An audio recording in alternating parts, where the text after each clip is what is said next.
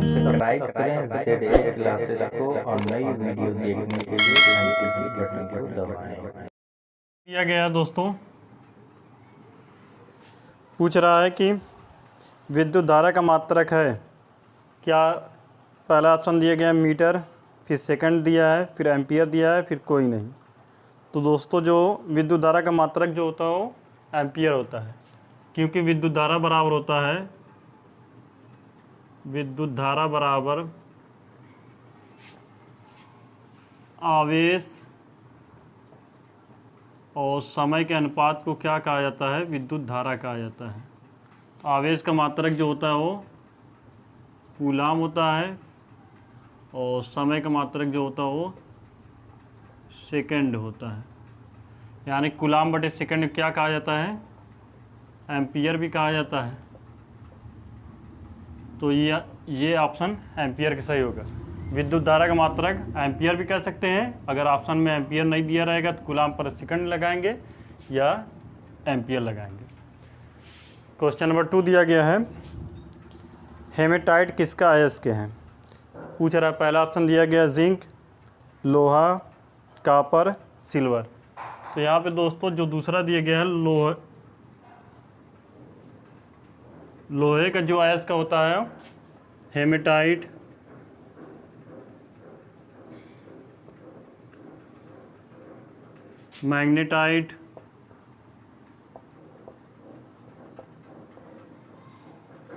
Magnetite siderite आदि होते हैं।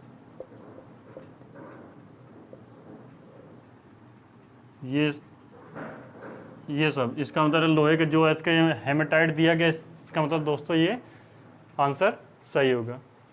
क्वेश्चन नंबर 3 दिया गया है, पूछ रहा है कि मिश्र धातु है।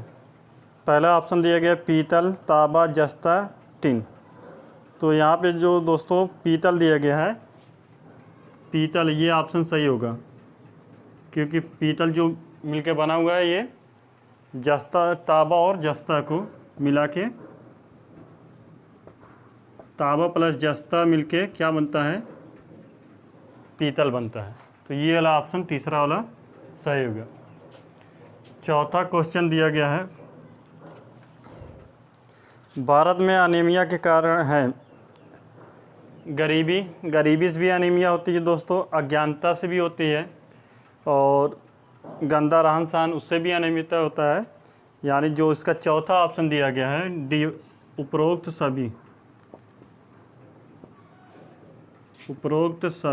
ये चौथा ऑप्शन सही होगा, उपरोक्त सभी। पांचवा इसका क्वेश्चन दिया गया है, उत्परिवर्तन का कारण है। पहला ऑप्शन जीन परिवर्तन दिया गया, दूसरा जीवन संघर्ष, तीसरा उद्विकास, चौथा प्राकृतिक चयन दिया गया है। तो इसमें जो पहला वाला ऑप्शन है जीन परिवर्तन, पांचवे के जो आंसर होगा दोस्तों जीन परिवर्तन,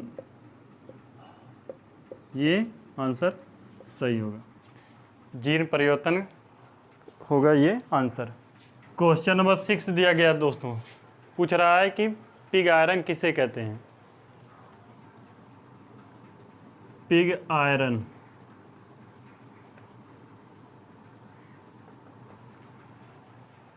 दोस्तों जो वात्या भट्टी से प्राप्त लोहा होता है उसे क्या कहते हैं, पिग आयरन कहा जाता है। वात्या भट्टी से प्राप्त आयरन को पिग आयरन कहते हैं, या इसका दूसरा नाम है कच्चा लोहा। पिग आयरन को कच्चा लोहा भी कहा जाता है। तो ये आप लोग लिख लीजिएगा, वात्या भट्टी से प्राप्त आयरन को पिग आयरन कहते हैं, या कच्चा लोहा पूछ देगा किसे कहते हैं तो वही लिखेंगे कि वात्या भट्टी से प्राप्त लोहे को कच्चा लोहा भी कहा जाता है। क्वेश्चन नंबर 7 दिया गया है, पूछ रहा है कि विद्युत धारा का ऊष्मीय प्रभाव किसे कहते हैं। जब किसी चालक तार में विद्युत धारा प्रवाहित की जाती है दोस्तों, तो जब भी धारा प्रवाहित की जाएगी तो वो क्या होगा, गर्म होगा, और गर्म होने के कारण उसमें से ऊष्मा प्रवाहित होगी। इस प्रकार की क्रिया जो होगी उसमें ये विद्युत धारा का ऊष्मीय प्रभाव कहलाता है। जब किसी चालक तार में लिखेंगे, जब किसी चालक तार में विद्युत धारा प्रवाहित की जाती है तो वो क्या होता है, गर्म होता है। तो गर्म होने की वजह से क्या उसमें विद्युत आवेश उत्पन्न होता है। इस प्रकार क्रिया क्या कहा जाता है, विद्युत धारा का उसमें प्रभाव कहते हैं। क्वेश्चन नंबर 8 दिया गया है, यहाँ पे लिख लीजिएगा दोस्तों। क्वेश्चन नंबर 8 कह रहा है रुधिर वर्ग कितने प्रकार का होता है। रुधिर वर्ग दोस्तों 4 प्रकार का होता है। पहला ए होता है, दूसरा बी होता है, और तीसरा ए बी होता है, और चौथा ओ होता है। 4 प्रकार के रुधिर वर्ग होते हैं, ए बी ओ। रुधिर वर्ग की खोज कौन किया दोस्तों, कार्ल लैंडस्टीनर।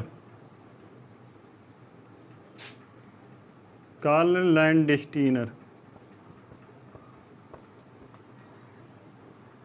कब खोज किया है दोस्तों, 1900 में। रुधिर वर्ग की खोज किसने किया है, कार्ल लैंडस्टीनर ने किया है 1900 में।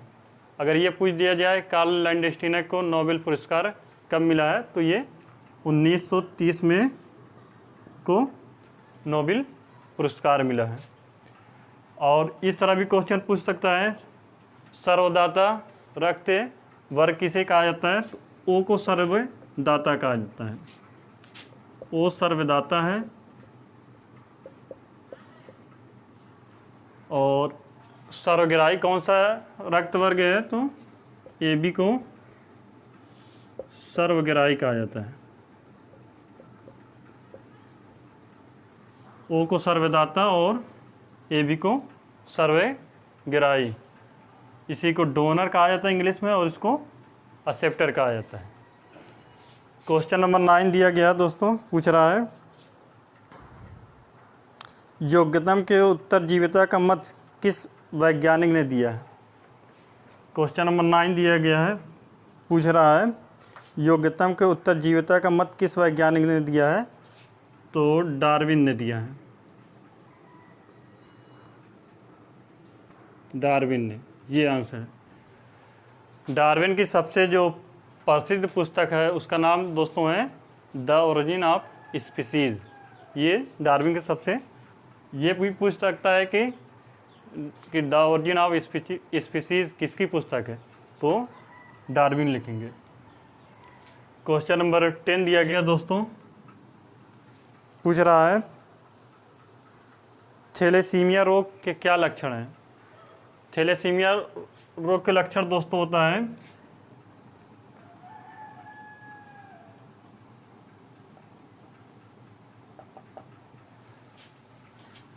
लगातार बीमार रहना,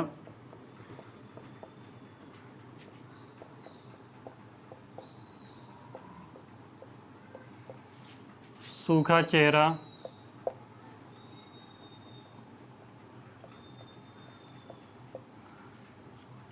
सूखा चेहरा रहेगा तब भी थैलेसीमिया, या लगातार बीमार रहना, या वज़न का ना बढ़ना।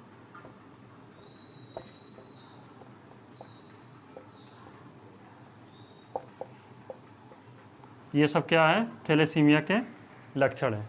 तो ये आप लोगों को अति लघु तक कंप्लीट किया गया है, और लघु उत्तरीय क्वेश्चन आप लोगों को अगले वीडियो में पढ़ाया जाएगा।